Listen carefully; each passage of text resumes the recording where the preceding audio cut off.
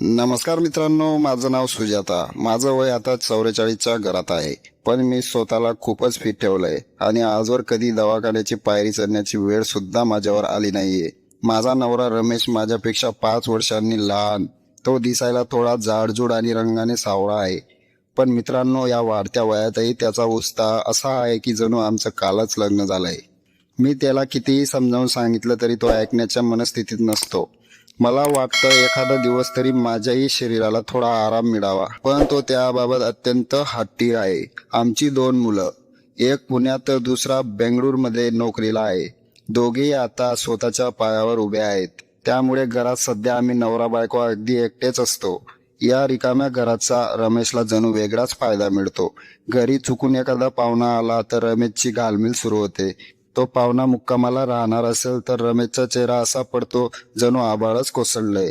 आपला एका रात्रीचा वांदा होईल या भीतीने तो चक्क पाहुण्यांना तुम्ही कधी निघणार असा अपमानित करणारे प्रश्न विचारूनच टाकतो. यामुळे आमच्या घरच्या पाहुण्यांनाही आता त्याच्या स्वभावाचा अंदाज आलाय आणि म्हणून पाहुणे आमच्याकडे येणं पण टाळत असतात. आणि आमच्या नातेवाईकांमध्ये अशी चर्चा सुद्धा सुरू असते की रमेश अजूनही बायकोला मोकळी सोडत नाही. माझ्या मैत्रिणी जेव्हा हे ऐकतात तेव्हा त्यांना रमेशचं खूप कौतुक वाटतं. त्या मला हेवा करत म्हणतात, सुजाता, तू खरंच खूप नशीबवान आहेस ग. या वयातही तुला एवढं सुख मिळतंय. आमचे नवरे तर 40शीतच थकून गेलेत. आम्हालाच नेहमी त्यांच्या मागे लागावं लागतं. त्यांचं हे बोलणं ऐकून मी वरवर हसते खरी, पण माझ्या आत काय तुटतंय, शरीराची कशी लाहीलाही होते हे मी त्यांना कसं सांगू. त्यांना यात मज्जा वाटते, पण रोजच्या रोज हे सगळं निमूटपणे सहन करणं माझ्यासाठी आता एक शिक्षा बनत चालली होती. मित्रांनो, चॅनलला सबस्क्राईब करायला अजिबात विसरू नका. मित्रांनो, मी नवऱ्यापेक्षा वयाने मोठी असूनही त्याला मी अगदी 20ली तरुणीच वाटते. आता तर तो काही गोळ्या औषधांचा आधार घेऊन दुपारच्या वेळी मोका साधू लागलाय. दुपारची वेळ असलीत आणि घराचा दरवाजा आतून लागलेला दिसला की शेजाऱ्यांनाही समजायचं की आत नेमकं काय सुरू असेल.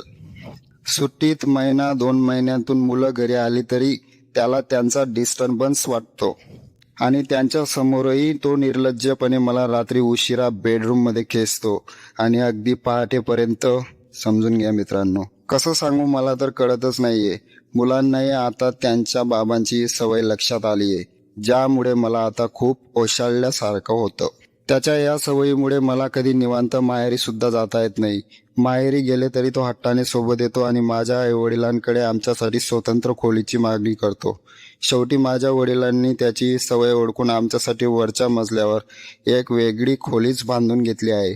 सर्वांना त्याची सवय माहीत होऊनही त्याला तर कसलीच लाज वाटत नाही.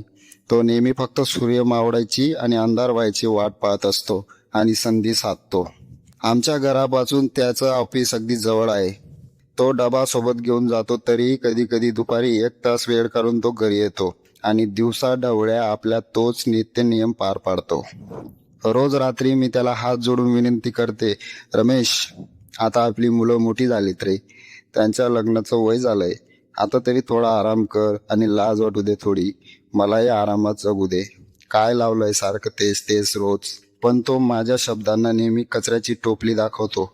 लोक म्हणतात वय झालं की आराम करायला हवा, पण माझ्या बाबतीत सगळंच उलटं घडत होतं. मित्रांनो, मी हे सगळं का सहन करते, कारण मला भीती वाटते की मी त्याला नकार दिला तर तो बाहेर दुसऱ्या कोणत्या बाईच्या नादाला लागेल आणि सगळं घर बरबाद होईल. म्हणून मी ठरवलंय आता कोणाकडेच तक्रार करायची नाही. बाहेरून लोकांना वाटतं मी खूप मजेत आहे, पण माझं मुक दुःख कोणालाच दिसत नाही आणि मी ते मोकळेपणाने सांगू पण शकत नाही. आता मी फक्त एक एक पाऊल पुढे टाकते. माझं दुःख गिळून निमूटपणे संसार चालवत आहे. मित्रांनो, पती पत्नीचं नातं हे फक्त शारीरिक गरजांपुरतं मर्यादित नसतं. वाढत्या वयानुसार जोडीदाराच्या शारीरिक आणि मानसिक स्थितीचा, त्यांच्या भावनांचा आदर करणं हाच खऱ्या प्रेमाचा अर्थ आहे. एकाने फक्त स्वतःच्या सुखाचा विचार करणे आणि दुसऱ्याने ते मुकाट्याने सहन करणे हे नात्याला आतून पोखरून टाकतं. म्हणून मित्रांनो, एकमेकांना समजून घेणं ही सुखी संसाराची गोरी किल्ली आहे. मित्रांनो, सुजाताची ही वेदनादायी कहाणी तुम्हाला कशी वाटली? या परिस्थितीत तिने काय करायला हवं होतं? तुमच्या प्रतिक्रिया मला खाली कमेंट करून नक्की सांगा. जर तुम्हाला ही कथा आवडली असेल तर व्हिडिओला लाईक करा आणि अशाच नवनवीन हृदयस्पर्शी आणि समाजाचं वास्तव मांडणाऱ्या कथा ऐकण्यासाठी आपल्या चॅनलला लगेच सबस्क्राईब करा. काळजी घ्या. धन्यवाद.